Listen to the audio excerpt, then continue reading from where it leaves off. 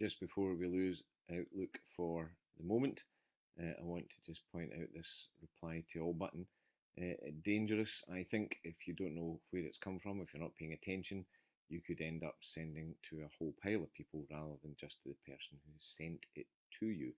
If you click the down arrow there, you do get the option to choose to just reply to that individual, but you have to do that on a message by message basis unless you change the default. I strongly recommend that you make the default to reply instead of reply only. If you really do want to reply to everybody, then choose to do it rather than just have it happen by accident. So that's it changed. My new default is now reply.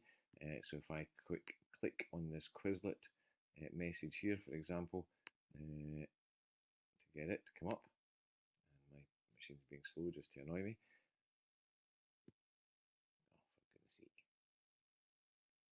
There we go, at last. You can see that it now there says reply instead of reply to all. So worth changing.